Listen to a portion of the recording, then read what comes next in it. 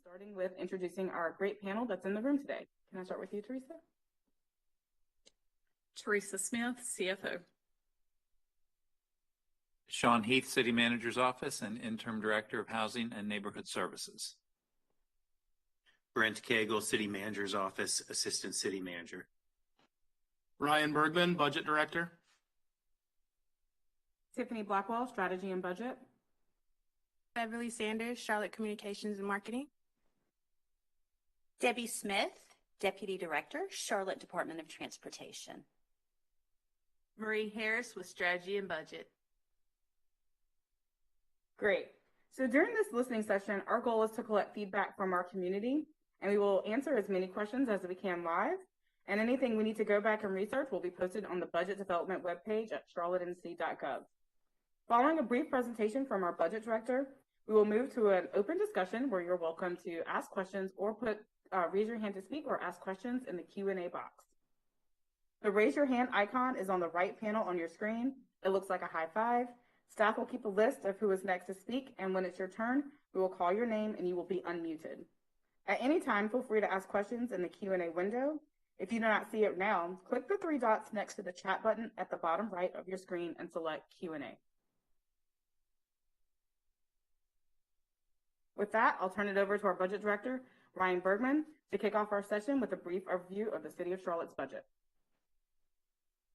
Thank you, Tiffany. And I think we can go to the slide that starts with city versus county services. Thank you. So I'll talk a little bit today about how the city's budget is organized, just to provide a little bit of context of how it's currently constructed, where the funds go, what percentage of your property tax bill goes to city services, how enterprise funds are paid for, things like Charlotte Water or CATS. And then from there, we'll go to the Q&A session, as Tiffany mentioned. So let me start with this. The city versus county services is really important in a city like Charlotte, where we have a city government and we have a county government. So homeowners will pay their property tax bill, and the majority of that property tax bill actually goes to the county. So, for instance, on a $200,000 house, your property tax bill would be a little bit under $2,000, and about $700 of that $2,000 would go towards city services such as police, fire, transportation, some of the things that you see on the screen. The majority of your property tax support goes to CMS, the school system, through the county. Some other unique ones in this area include the county actually has responsibility for parks and recreation. That's not through the city government, so you won't find anything about parks and recreation in the city budget. And then homeless services is also handled by the county, even though the city handles housing. If we go to the next slide. So then, speaking specifically about the city of Charlotte's budget, we have a 34.81 cent property tax rate. And so we divide that into two buckets. The vast majority, or almost 80%, goes towards the general fund, where we're paying the operating cost of our services year to year. So an example would be a firefighter salary or a street crew salary, things of that nature. That's where the majority of the funds go. The second piece is our capital program, which takes up currently a little over 20% of our property tax value. The chart you see on the right there, what that is a way of looking at the total investment by function, by department. You can see that public safety, police and fire are the biggest slice of the pie. I do want to call attention to a couple of items, though. You'll see transportation at 3% and housing at 2%, but that is primarily just the operating cost of transportation and housing. The majority of funding for those two functions come from our capital program. So you see that big slice that's pulled out there. Nearly all of that is to support transportation and housing programs. If we go to the next slide. So this is how the budget is organized another way. You'll see on the left there, the governmental funds are what I just talked about. That's where your property tax dollars go. They go to support the general fund with all those departments that you see right there, and they go to support debt service, which is how we pay for our capital program, including housing and transportation investments. But what you'll see on the right there is the city also has responsibility for a number of other functions. So water and stormwater, for instance, are paid by a user fee that everyone gets, a monthly bill if you use our water system. So no property tax dollars go towards water or stormwater. It's exclusively paid by the users of the system. Aviation is similar to that. However, there's not a monthly fee or anything for Charlotte residents. That is supported primarily by people doing business at the airport and people using the airport. CATS is a little bit different because it does have a dedicated half-cent sales tax on everything except for groceries that you purchase in Mecklenburg County. A half-cent goes towards the transit system, which is how it operates primarily, along with federal funds. And then the last thing I'll mention is in the bottom right, special revenue funds. This is where you'll find grants that we have, or it's funds that are restricted by the state to use on a specific purpose.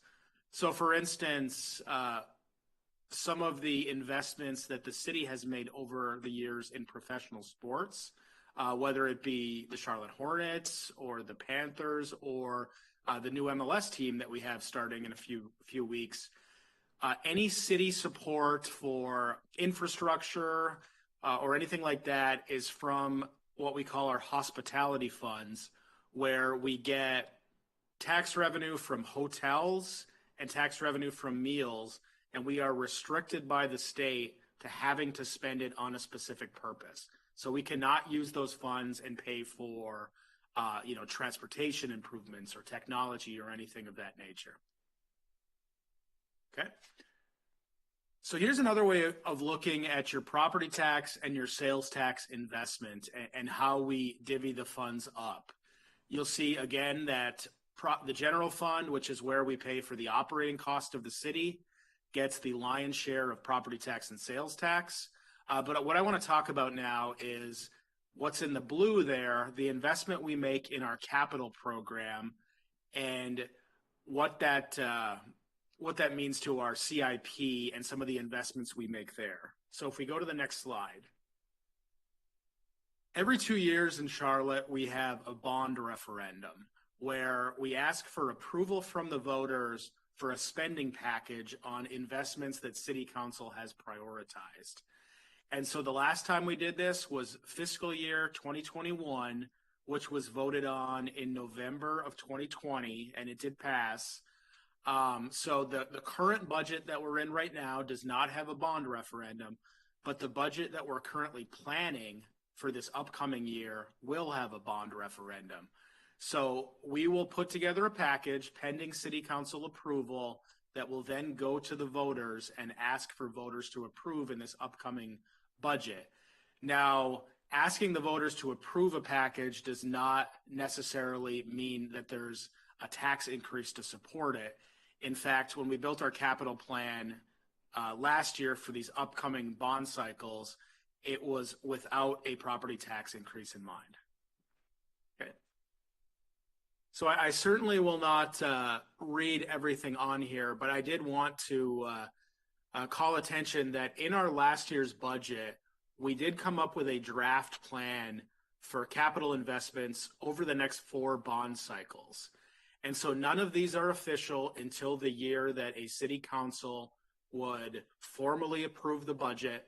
So that first column that says 2022 bond, FY2023, those are the investments that would be a starting point that we will bring to city council. We'll get feedback from them. Council will likely make changes. And then that's the package that would come to the voters in November. And this is located in the budget book if you're interested. So a couple of the highlights that were in that draft plan, Vision Zero funding, which is an initiative to reduce pedestrian accidents. It has been funded for a number of years at $2 million. We have proposed in the draft plan doubling it to $4 million. Bicycle funding has been proposed to be doubled from $4 to $8 million in this upcoming bond. And then sidewalk funding, where we try to connect some of the areas of the city that do not have sidewalks, which is a development problem from 40, 50 years ago at this point.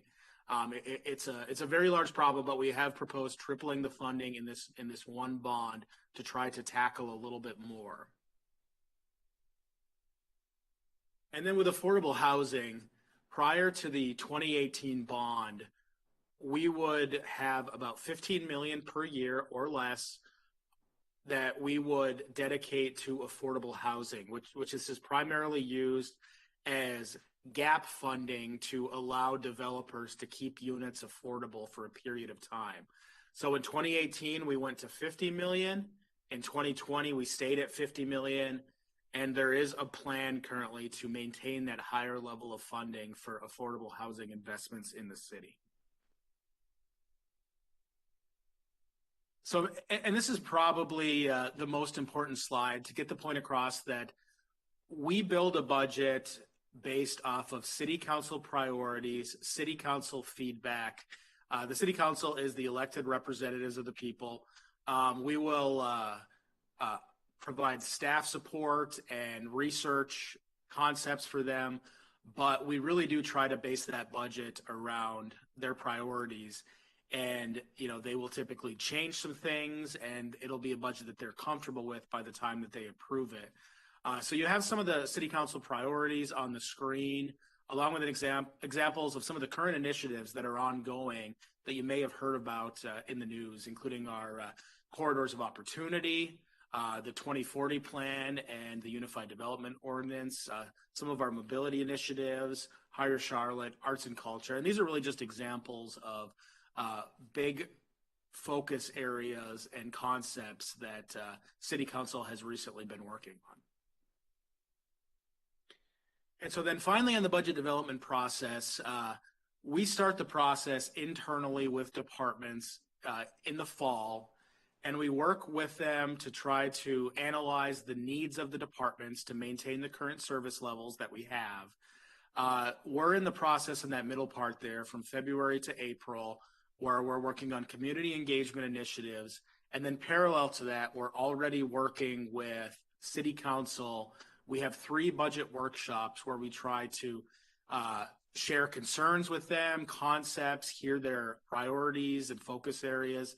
We just had the last one a few weeks ago, or 2 weeks ago on, or maybe it was last week actually, on compensation, healthcare, some of the employee retention issues that the city's having, just like many other parts of the country.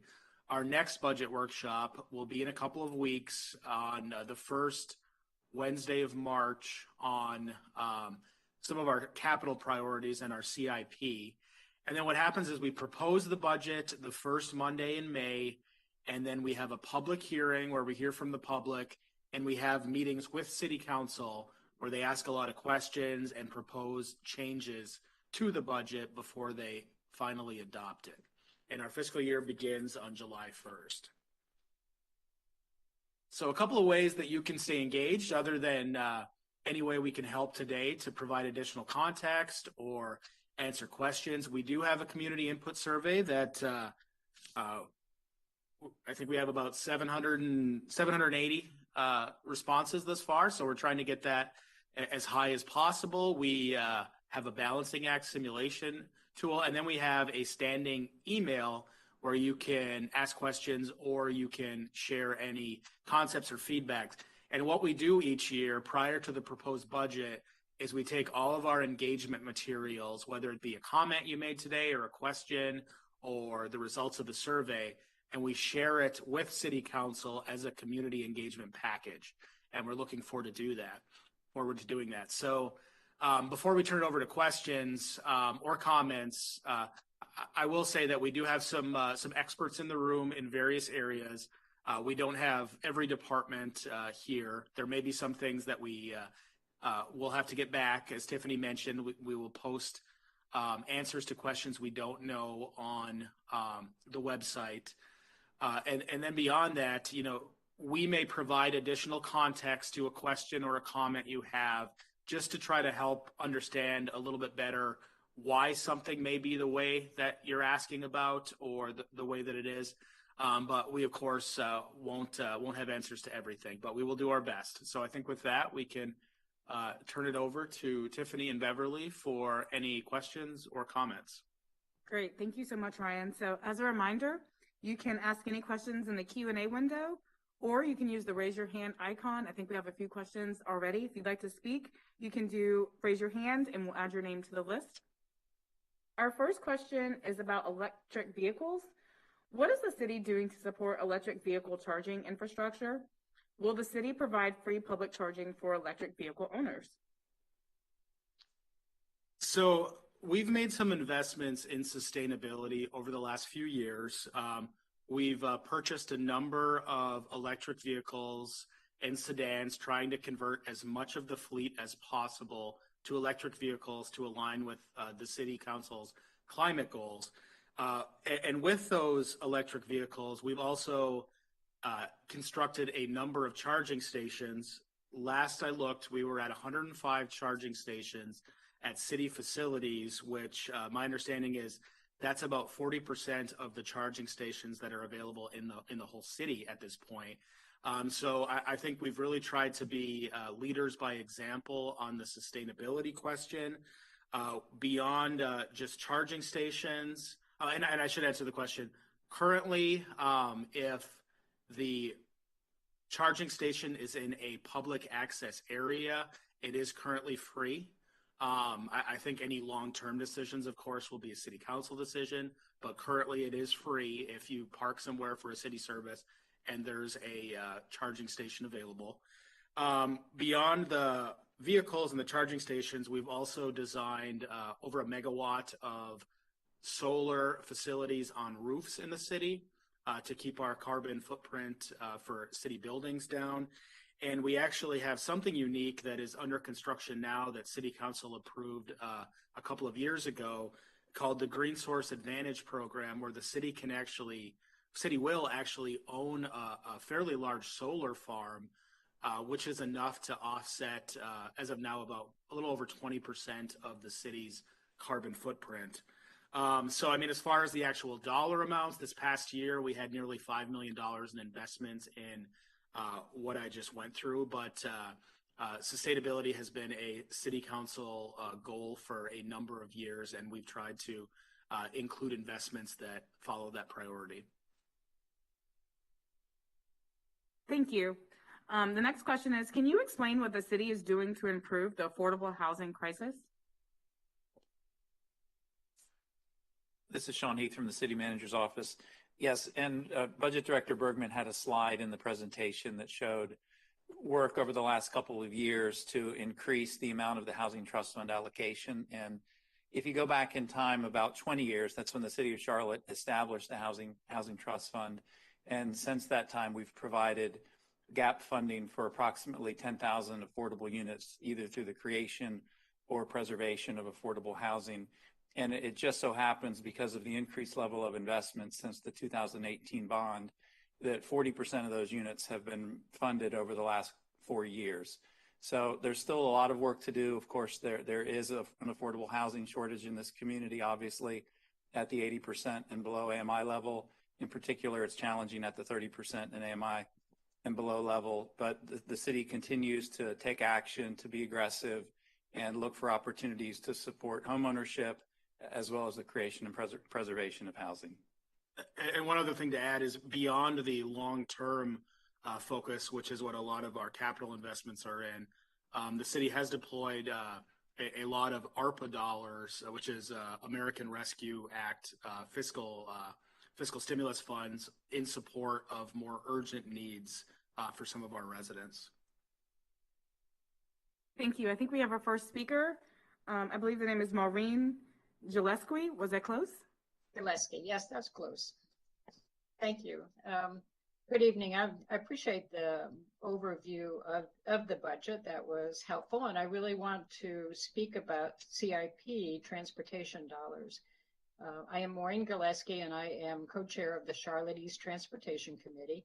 I've been looking at and we're advocating for connectivity for the East and West for 10 years now.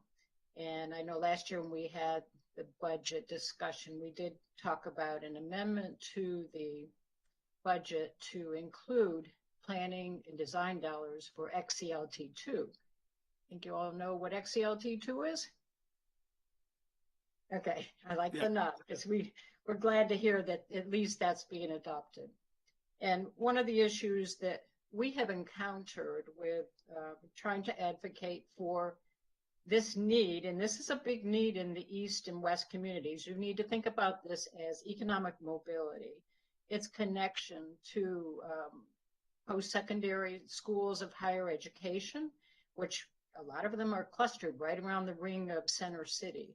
It's also about access to higher paying jobs. For the area that we represent, we have over 150,000 residents, and we have 51,000 jobs in our community. So right there tells you the majority of the people leave our community for jobs. So there's access to the Blue Line, which actually provides those that access to job centers north and south. So we do hope that with the UDO, that we will, in the placemaking, that we will be getting some jobs in the East community. This has been an issue that I know I have lived through as a resident for over 40 years in the East community, is a lack of jobs. And this is not going away. But anyway, that's why we want this connectivity to be able to get people to the point of having multimodal transportation. But one of the big issues is this is a county-city collaborative item. And really what we're talking about for the East and West communities, I know that the Cross Charlotte Trail, we'd like to say we have one, but we really only have a linear trail that runs north-south. We don't have one that really addresses all major points of the compass. So by having that east-west connection, it does bring people in through Center City, and it does provide opportunity for people on the west side as well as the east side. So I can't strongly urge enough the need for those dollars. And I know the pushback at the budget meeting last year was that if we put those dollars in there now and we do design and planning, it may be obsolete by the time we get a referendum. But I will also tell you that the East community has been very patient over many years of waiting for their turn. And some of the comments that we've actually had back to us is that, now that we've done the north-south, we're sorry, we're out of money. So I'm here to request that money now on the front side. And I do like the opportunity that you've indicated about the bond referendum that would occur with the CIP.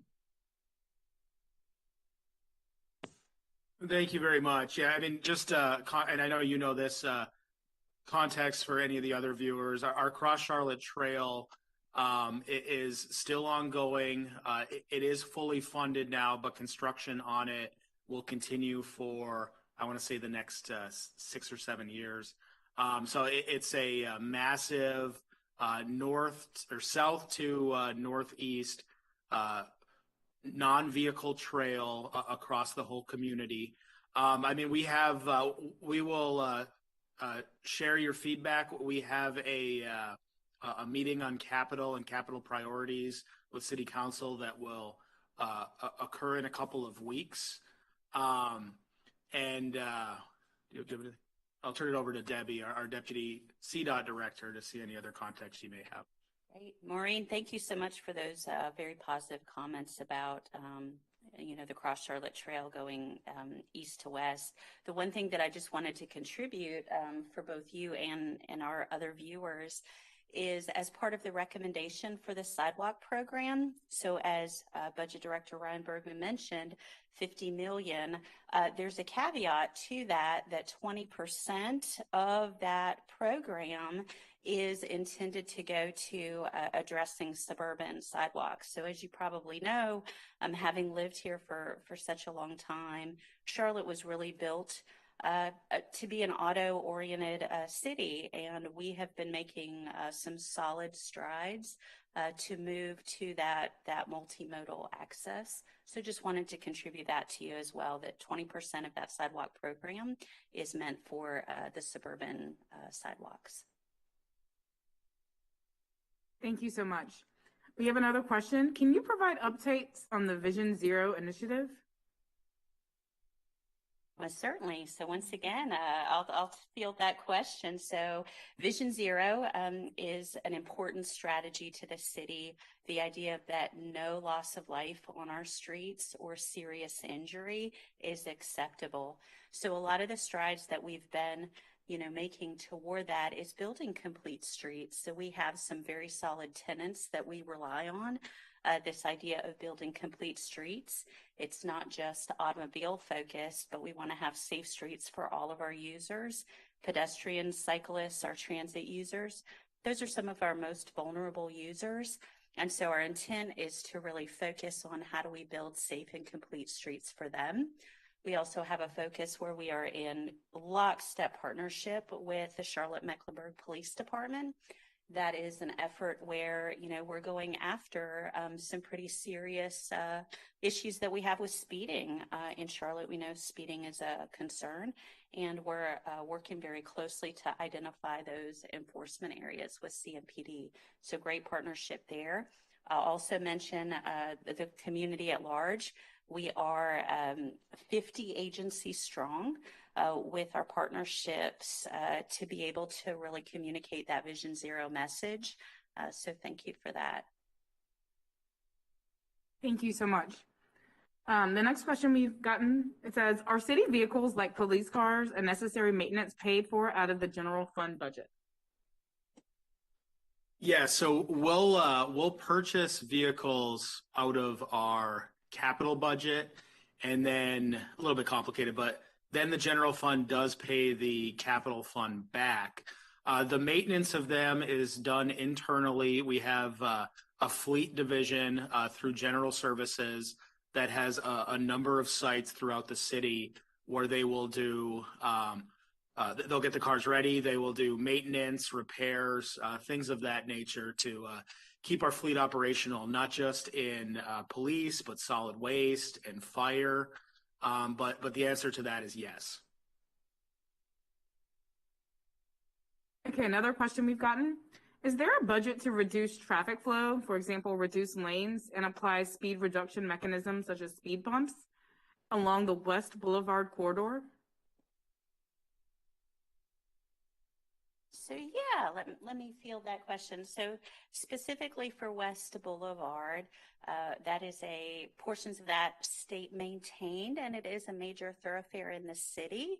And so what I would say is, would need to look into some more details about what we're doing specifically on West Boulevard. But let me talk to you in more generalities about traffic calming and initiatives that we have for, let's say, congestion mitigation. We have a congestion mitigation program. Let's see, I believe it was $10 million for the 22 recommended bond. We have previous dollars that were in the 2020 bond. So those projects are spot safety, congestion related, where we're looking for quick wins and projects that are beneficial in that way. As far as traffic calming, some of the tools that we have in our toolbox are things like road conversions, and that's where we might take a roadway, say looking at it from many lanes, 4 lanes, and converting those lanes to bicycle lanes and left turn lanes. The Parkwood Avenue is a pretty good recent example where we've converted those lanes. So I would have to follow up on specific to West Boulevard. Thank you.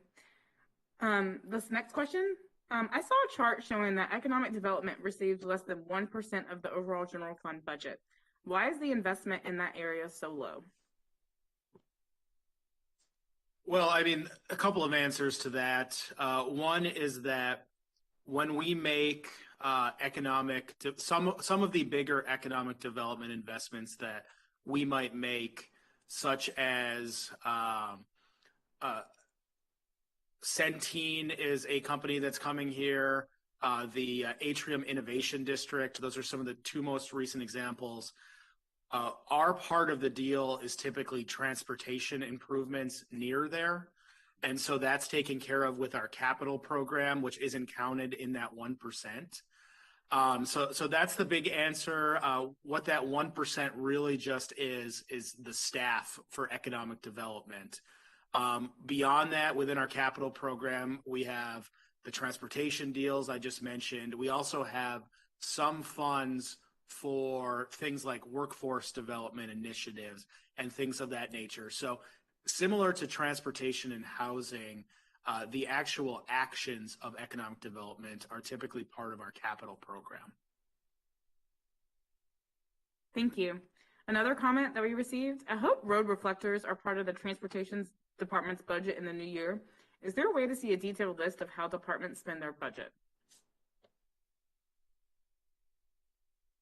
So as far as the question of how departments spend their budget, we have a number of sources. We share information on an open data portal, and we can make sure that we've updated that with the information. I would also stress that the budget is a planning tool, and the actual results of how money was spent the previous year is also a public document that's in our comprehensive financial report that we annually do. So those are the best tools to know the details of what was actually spent. We do include in the budget that we produce any results that we currently have at that point for previous year's actuals on spending. As for the road reflector question, I'll turn that over to Debbie. Sure. As we construct new roadway or intersection projects, we do evaluate whether those road reflectors are an appropriate treatment at that time. It is not something that we necessarily install everywhere citywide, but it is something that we evaluate per each project.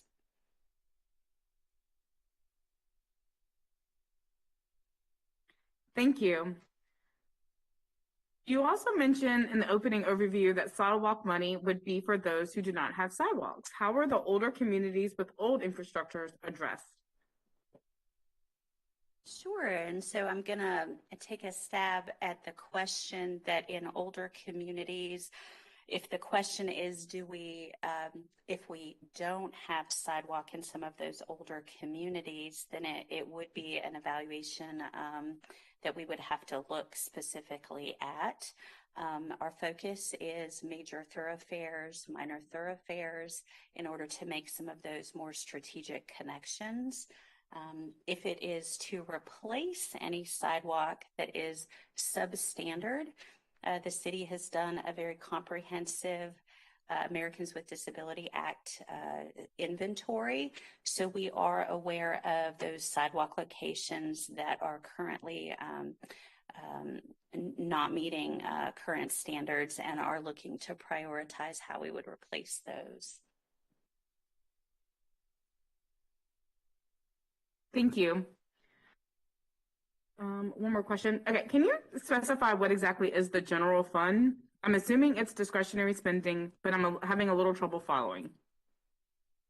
Sure. So the general fund, it's just a common term for the area where the services that are supported by property tax and sales tax that are on like a recurring basis.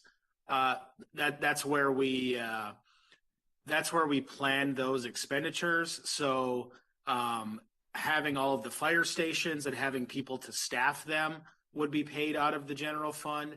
Paying all the police officers is out of the general fund.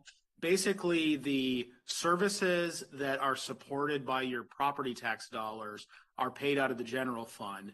The distinction between the general fund and a capital fund is that in a capital fund, we would put dollars towards building an asset such as a building or a new road or things of that nature.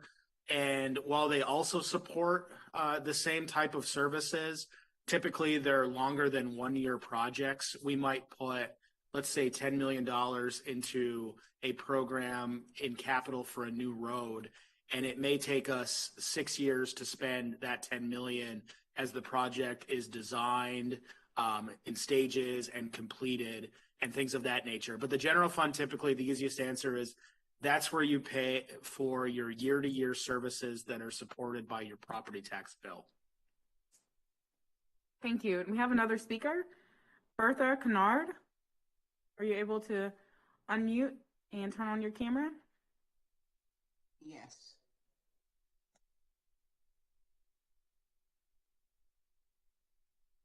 As far as the university area is concerned, we don't have any community parks around here. Are there any plans or as far as projecting in the future for community parks? It's good for the community. It allows seniors to be able to maneuver and to have time to go and enjoy, as well as for the younger people. Maybe there'll be something that they can engage in, because we don't have anything like a community building or anything of that nature. So that's why I asked that question. Sure, thank you. The city does do small investments. I wouldn't call them parks, but we do have a placemaking program to create small places, and we can follow up to see if there's anything being planned in the University City area. As far as the bigger parks or a true park system, Mecklenburg County is actually the entity that runs the park system. So we can probably include a link or a contact to the county Parks and Recreation, who can probably share their long-term plan for parks in the community, but it's not run through the city of Charlotte. We also have another question. How do you influence developers to build affordable housing instead of mansions?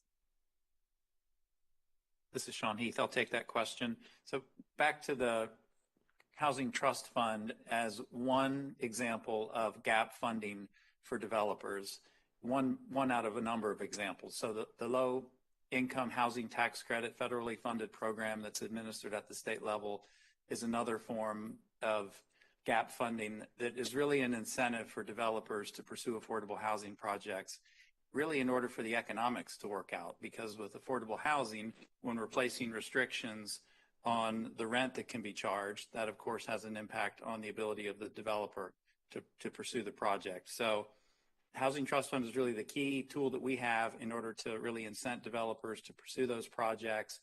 When we enter into agreements around the Housing Trust Fund, there are a number of features that we build into it in order to ensure that we're getting a good return on that investment on behalf of taxpayers. So, for example, Housing Trust Fund allocations would require a developer to devote a certain percentage of the units to residents that are at 30% AMI and below. We also require the developers to agree to a certain affordability period. So for a multifamily development, such as an apartment complex, that would be at least 20 years. And then one of the things that we take into consideration when we're evaluating proposals is the location of the development. So all else equal, we're interested in trying to find opportunities to have affordable housing in medium and high opportunity areas, which would mean access to jobs, access to transit, access to other amenities. So there are a number of things that we continue to do in that space in order to accelerate both the number of affordable housing units brought into the market, so that's the quantity, but also the quality of the units themselves. So as I had alluded to before, City Council, the mayor, The private sector, we didn't talk about a number of investments that have been made by the private sector and the local foundations in order to develop something that's referred to as the Charlotte Housing Opportunity Investment Fund, which was a $50 million plus fund established at the same time that the city of Charlotte raised the Housing Trust Fund allocation from $15 million to $50 million. So as I said before, there's still a lot of work to do, but we're leaning into the issue. What is the likelihood of the city manager recommending a tax increase to cover any deficits caused by the pandemic?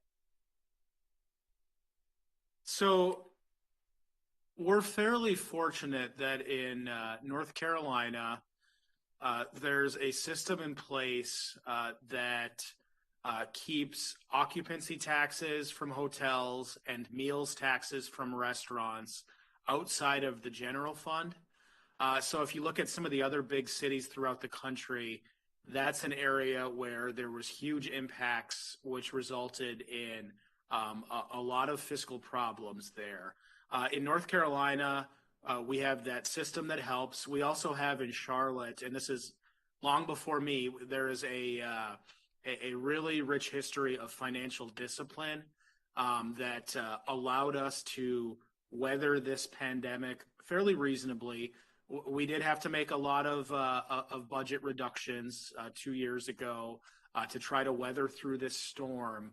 I just spoke to City Council at the last workshop talking about our revenue forecast, our expenditure forecast. We have a lot of challenges, but the city manager has indicated that for current service levels, he feels that we can probably figure out a way to do it without a property tax increase. But that's the final decision on that comes in the city manager's proposed budget. And I'm certainly not going to put a percentage on it or anything. But I think we've signified that we are certainly trying to avoid it as much as possible given the fiscal situation in the country at the moment. We have a question about workforce and business development, and I think Tracy Dodson, Assistant City Manager, is on the line now. The question is, how is the city supporting small businesses who are still recovering from COVID-19 impacts? I'll be happy to answer that.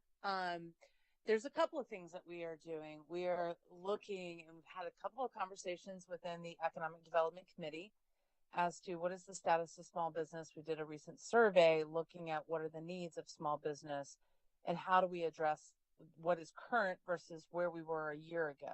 That's number one. Number two, we just took through on Monday night in the recent round of federal funding several initiatives to support small business and continue to support them through the pandemic.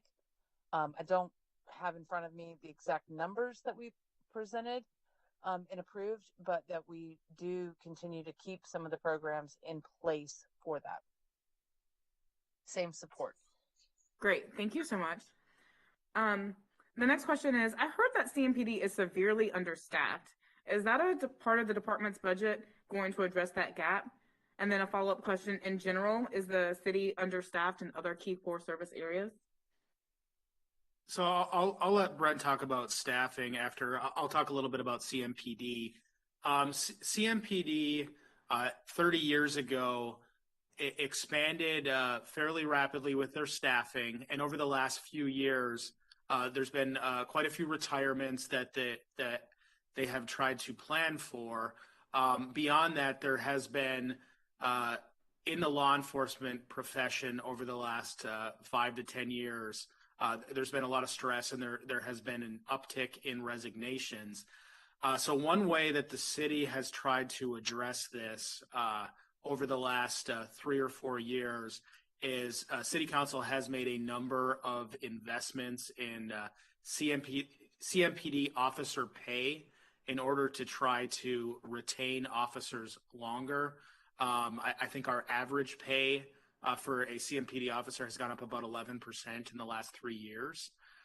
So we've made some fairly substantial investments. CMPD also is constantly trying to increase their marketing and recruiting presence nationally to try to recruit to fill their jobs, try to recruit a diverse workforce.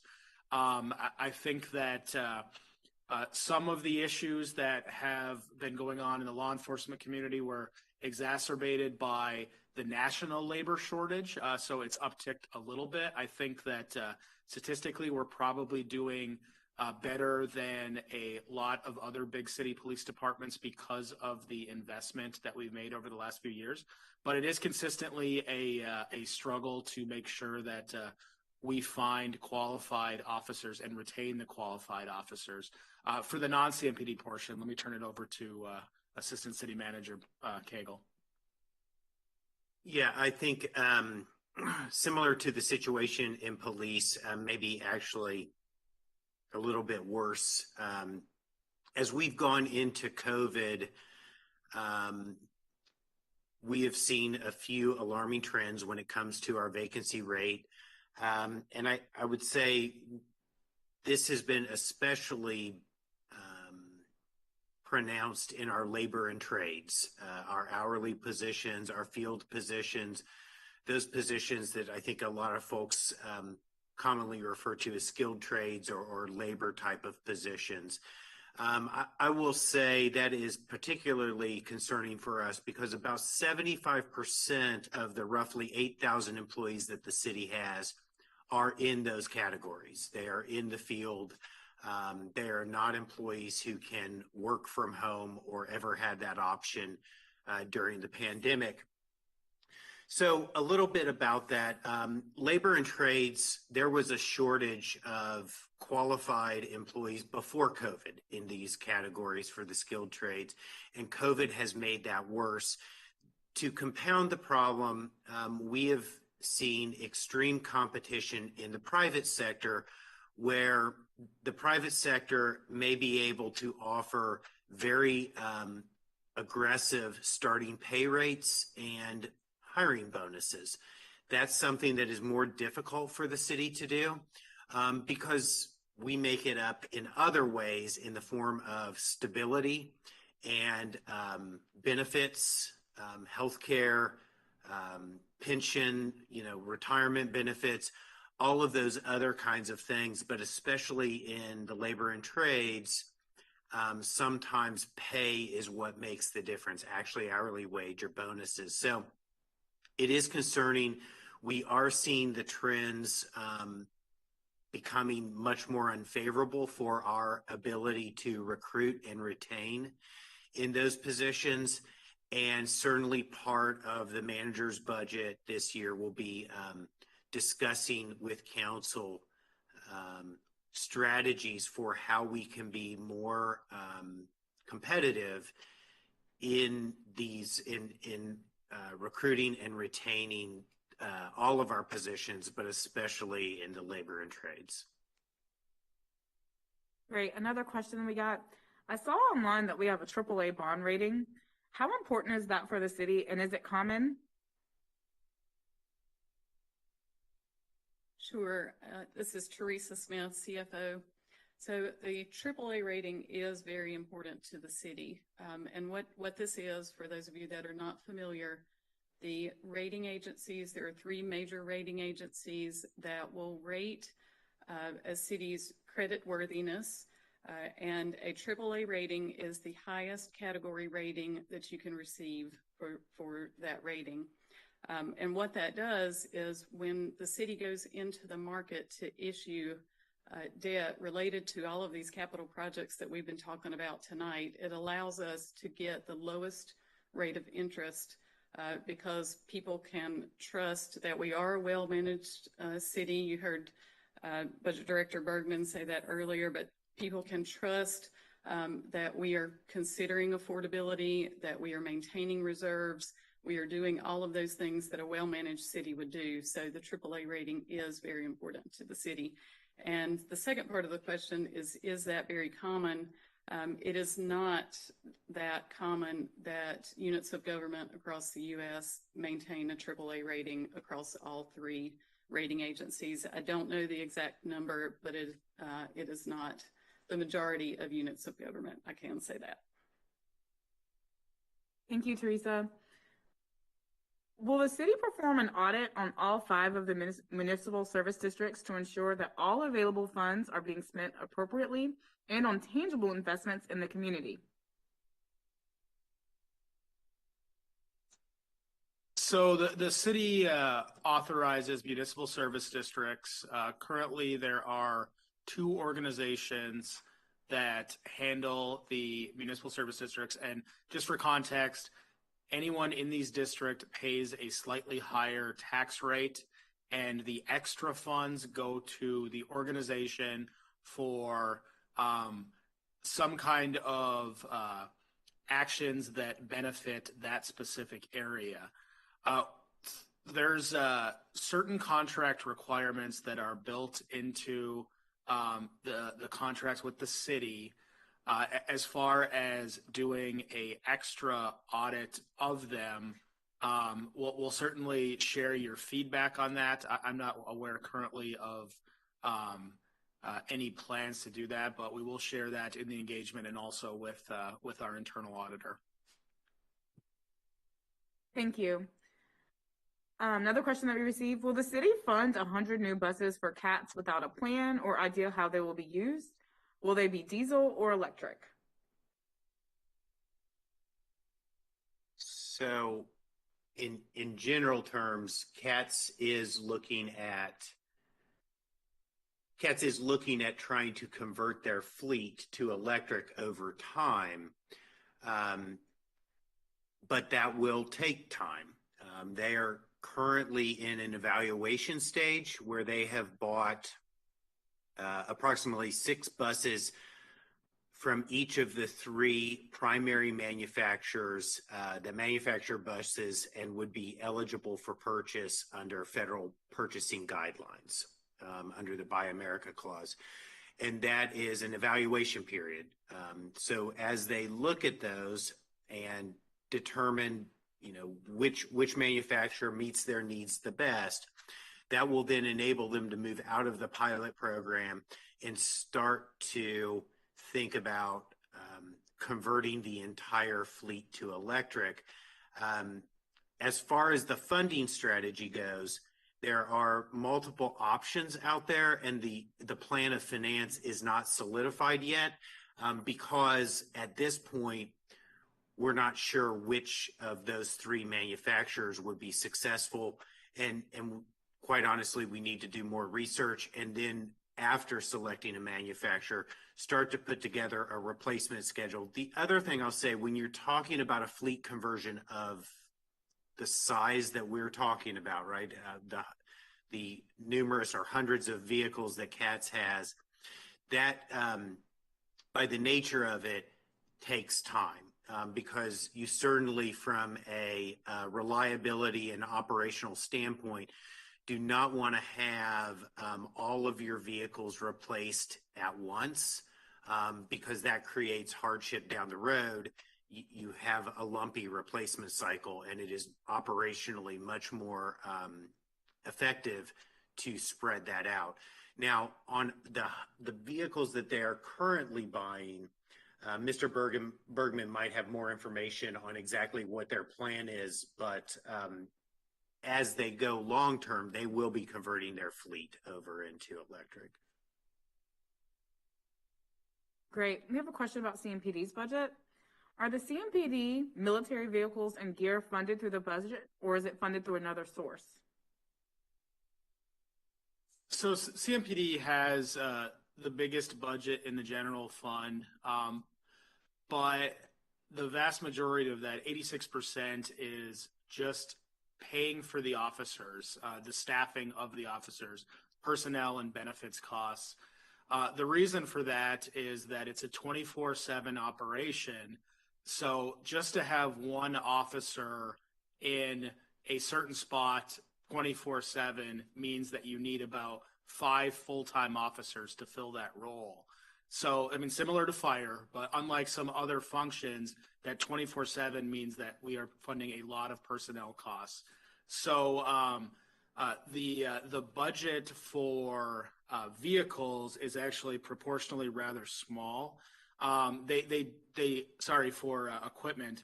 They do get some additional funds from things like asset forfeiture, which will help them pay for some equipment and things of that nature. But the city does not accept, CMPD does not accept surplus military equipment like you see in some places. So that's not an issue in CMPD. If you're referring to like the vehicles that you do see on the road, they're not from the military. They would be purchased primarily with city general fund dollars, but they are a relatively small part of their budget. Okay, thank you. Another question that we received. I think there's an expectation that residents will be asked by the city to help pay for Panther Stadium upgrades and more. Is that being discussed as part of this budget process? I'll turn this over to our economic development director in a second. I would say at the beginning that if they're like any other hospitality fund, anything that went for Bank of America would come from a source that can only by state statute be used for something like Bank of America Stadium. But let me turn it over to Tracy for a little bit better answer. Thanks, Ryan. I just want to clarify, the only thing that we are currently talking to Bank of America Stadium or Tepper Sports about is related to the council vote from 2020 in the fall related to MLS and the $35 million.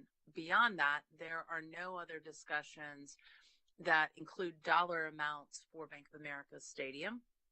We do talk to them about planning for a long-term future, but there are no further discussions that involve dollar amounts or any kind of funds beyond just saying we know that we want to all have a long-term future discussion.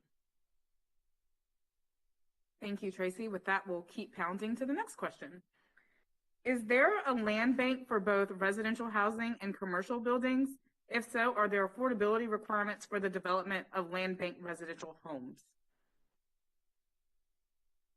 So I think I understand the question, but let me restate it. And if I've done it incorrectly, I apologize. I think the question is, does the city of Charlotte land bank for affordable housing, i.e. do we purchase land to then at some point offer up to developers specifically for affordable housing?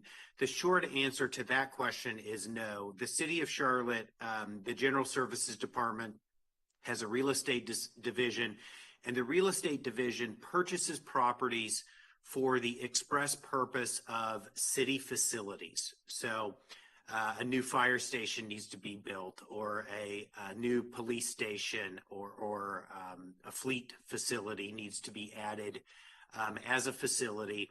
And the real estate division will go out and help with the site selection. They will find property.